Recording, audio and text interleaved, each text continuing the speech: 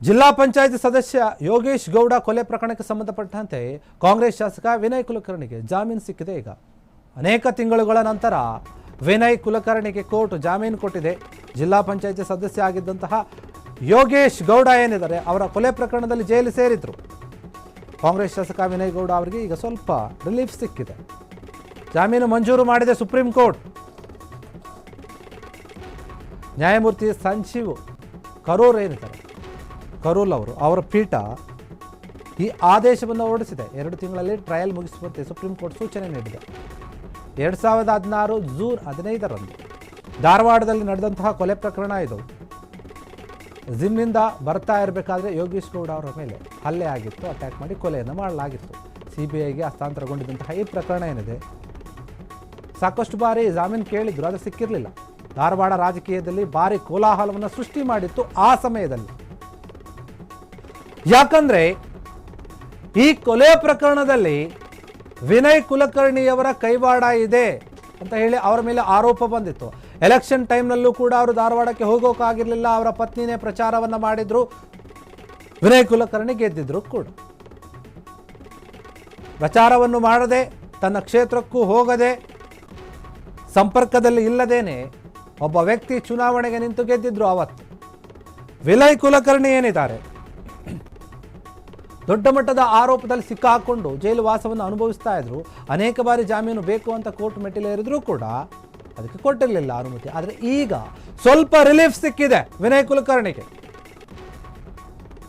ಜಾಮೀನು ಮಂಜೂರು ಮಾಡಿದೆ ಸುಪ್ರೀಂ ಕೋರ್ಟ್. ನ್ಯಾಯಮೂರ್ತಿಯಾಗಿರುವಂತಹ ಸಂಜೀವ್ ಕರೋಲ್ ಏನಿದ್ದಾರೆ ಅವರಿದ್ದಂತಹ ಪೀಠ ಆದೇಶವನ್ನು ಹೊರಡಿಸಿದೆ. 2 ತಿಂಗಳಲ್ಲಿ ಟ್ರಯಲ್ ಅನ್ನು ಮುಗಿಸುವಂತೆ ಸೂಚನೆಯನ್ನು ಕೂಡ ಕೊಟ್ಟಿದೆ ಸುಪ್ರೀಂ ಕೋರ್ಟ್. ಯಾಕಂದ್ರೆ ನೋಡಿ, ಈ ಕೊಲೆ ಪ್ರಕರಣ 2016ರಲ್ಲಾಗಿತ್ತು. 2016 ಜೂನ್ 15ರಂದು ಧಾರವಾಡದಲ್ಲಿ ಆದಂತಹ ಈ ಕೊಲೆ ಪ್ರಕರಣ ದೊಡ್ಡ ಮಟ್ಟದ ಪ್ರೊಟೆಸ್ಟ್ ಕೂಡ ಆಗಿತ್ತು. ಬಿಜೆಪಿಗೆ ಸೇರಿರ್ತಾರೆ ಯೋಗೇಶ್ ಗೌಡ ಅವರು. RSSನಲ್ಲಿ ಕೂಡ ಗುರುತಿಸಿಕೊಂಡಿರ್ತಾರೆ. ಬೆಳಗಿನ ಜಾವ ಜಿಮ್ಗೆ ಹೋಗಿ ಬರಬೇಕಾದ್ರೆ ಅವ್ರ ಮೇಲೆ ಅಟ್ಯಾಕ್ ಆಗಿರುತ್ತೆ, ಕೊಲೆ ಮಾಡಲಾಗಿರುತ್ತೆ. ಆ ವಿಡಿಯೋಗಳು ಕೂಡ ಎಲ್ಲ ಕಡೆ ಹರಿದಾಡುತ್ತೆ. ಆ ಸಮಯದಲ್ಲಿ ದೊಡ್ಡ ಮಟ್ಟದಲ್ಲಿ ಗಲಾಟೆ ಇದು. ರಾಜಕೀಯವಾಗಿ ಬೇರೆ ಬೇರೆ ಚರ್ಚೆಗಳಿಗೆ ಕಾರಣವಾಗಿತ್ತು. ಅಂದು ಬಿಜೆಪಿನ ಅಧಿಕಾರದಲ್ಲಿ ಅಥವಾ ಏನು ಆ ಸಮಯದಲ್ಲಿ ಈ ವಿಚಾರವಾಗಿ ಬಿಜೆಪಿಯವರು ಮಾತನಾಡಿದರು, ಕಾಂಗ್ರೆಸ್ನವರು ಮಾತನಾಡಿದರು, ರಾಜಕೀಯ ವಿಚಾರವಾಯಿತು. ಆಮೇಲೆ ಹೋಗಿ ಕೆಲವರು ಪ್ರಶ್ನೆ ಮಾಡಿದ್ರು, ಯಾಕೆ ಈ ರೀತಿಯಾಗಿ ಯಾಕೆ ಕೊಲೆ ಮಾಡಿದ್ರು, ಏನಕ್ಕಾಗಿ ಮಾಡಿಸಲಾಯಿತು ಅಂತ.